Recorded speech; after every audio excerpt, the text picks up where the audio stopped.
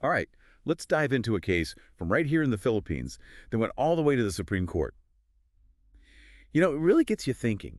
Imagine someone leaves a will, but they couldn't even read it themselves. Yeah. How can you be sure what they really wanted? Well, yeah, that's the heart of this case. It really digs into those big questions about the law, like how much do we stick to the rules and how much do we consider what the person actually wanted? Exactly. So this story starts with Cecilia Esguerra Cosico. Okay. She had a disability, and she never learned to read or write. Grew up with her aunt Mercedes. Mercedes was really like a mother to her. I see. And when Cecilia turned 64, she decided to write a will, leaving all her property to Mercedes. Hmm. She wanted to take care of her. Makes sense, given their relationship. Right. So Cecilia goes through the whole process, gets a lawyer, there are witnesses, even signs the document with a thumbprint. Seems official, right? Seems like it. But here's the thing. Cecilia couldn't actually read the will because she was illiterate. Uh-oh. That's where the trouble starts, I bet. You got it. Because Philippine law, you see, requires that a will be read out loud to the person making it, especially if they can't read or see. It's all about making sure they really understand what they're agreeing to. Right, ensuring consent and all that. Exactly. So That- after Cecilia passes away, her half-siblings come forward and they challenge the will. They're saying, hey, it wasn't read aloud to her twice, like Article 808 of the Civil Code says it should be for someone who can't read. So they argue it's not valid. So it becomes a battle of technicality versus intent, right? Totally. And you won't believe this, the lower court actually ruled in favor of the will. They saw past the procedural hiccup and focused on what Cecilia clearly wanted, which was for Mercedes to inherit everything. So the lower court's siding with the spirit of the will rather than the letter of the law? Right. But hold on, the story's not over. The siblings appeal, and the Court of Appeals, well, they see things differently. They overturn the lower court's ruling. For them, the fact that the will wasn't read aloud twice was a deal breaker. It seemed like Cecilia's wishes might not be carried out after all. Wow, a real back and forth. So where does it go from there? Well, buckle up, because this case ends up at the highest court in the land, the Supreme Court. No way. That's where things get really interesting. Absolutely. So what happens next? Do they uphold the will, or do they side with the siblings? Well, the Supreme Court, in its decision, you can find it under the title, In the Matter of the Petition for the Probate of the Last Will and Testament of Cecilia Esguerra Cosico, GR number 246997, and it was decided on May 5, 2021, actually went with Thelma, that's Mercedes' daughter and Cecilia's heir. But the way they got there, now that's fascinating, they use this concept called substantial compliance. Substantial compliance. Okay, I'm going to need you to break that down for me, and for all our listeners who probably haven't heard that term before. Sure. It's like this. Sometimes it's not about dotting every I and crossing every T of the law, What matters more is the big picture, the intention behind it all.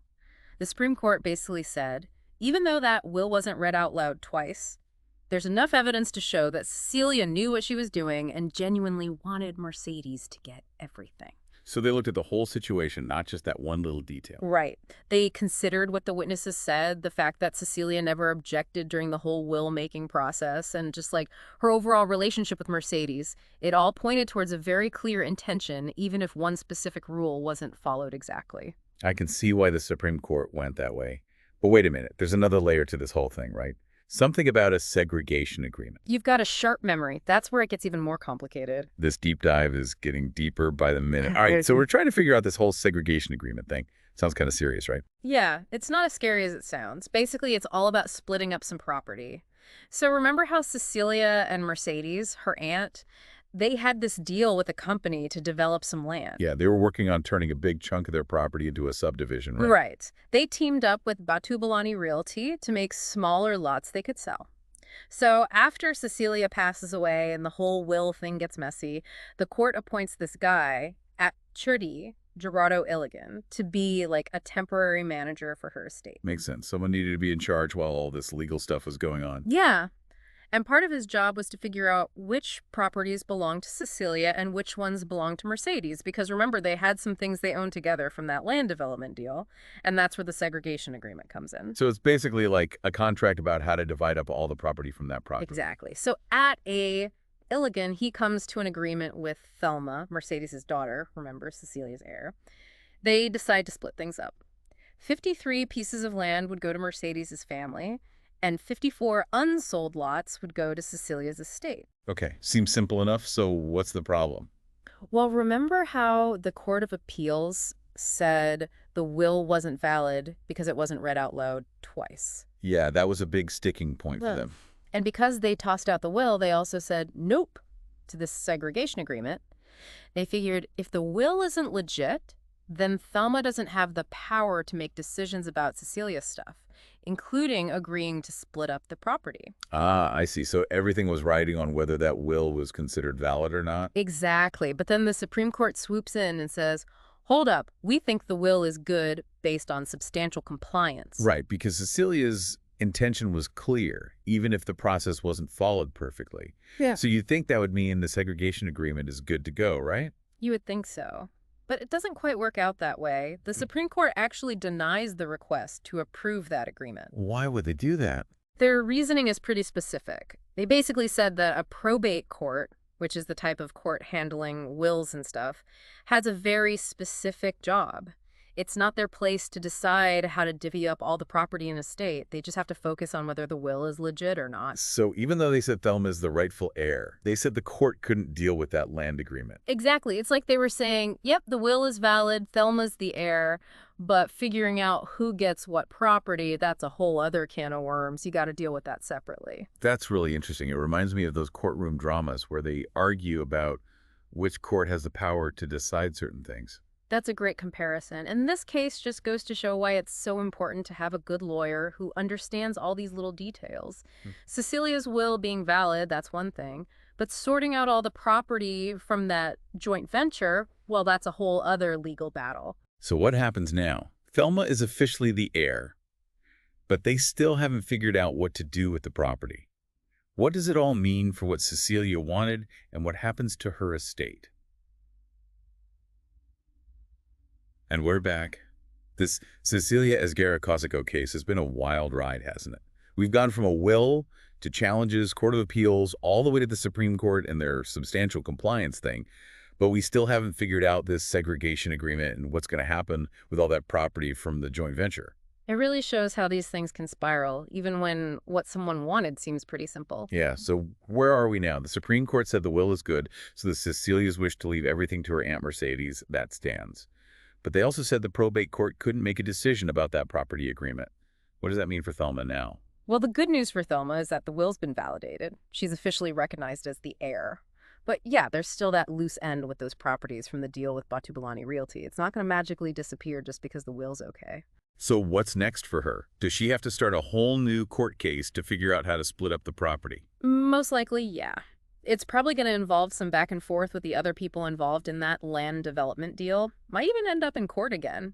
It's not going to be a quick and easy fix, unfortunately. It really makes you think, like, if Cecilia had been able to say exactly what she wanted about those properties, maybe things would be different. That's a great point. It shows how important it is to have a really well-written will that covers all the bases, especially when you're dealing with complicated stuff like businesses and partnerships. I think a lot of people avoid dealing with wills and stuff because it seems, I don't know, overwhelming, or maybe even a little scary. Yeah. But this case really shows why it's so important to think ahead. Absolutely. It's not about being negative. It's about taking charge and making sure your wishes are respected even if things go sideways. It's about taking care of the people you leave behind. Well said. So, for our listeners out there, what are the big lessons from this case? Well, even though this was a specific situation, there are some things everyone can learn from it. First off, no matter how much or how little you have, it's crucial to have a will. Having that document that clearly lays out what you want can save your loved ones a lot of trouble down the line. And second, especially when things are complicated, like in this case, get a good lawyer involved. They can help you navigate all the legal stuff and make sure your wishes are protected. This deep dive has really opened my eyes. We started with this simple question about a will, and look where we ended up. We've talked about legal concepts, court decisions, property division, all sorts of things. It's amazing what you can learn from one case. And that's what we love to do here on The Deep Dive. We dig into complex topics and hopefully come out the other side understanding them a little better. We hope our listeners got something out of this exploration of this Cecilia Esguerra Cosico case, whether it's about estate planning, the legal system, or just the importance of being prepared.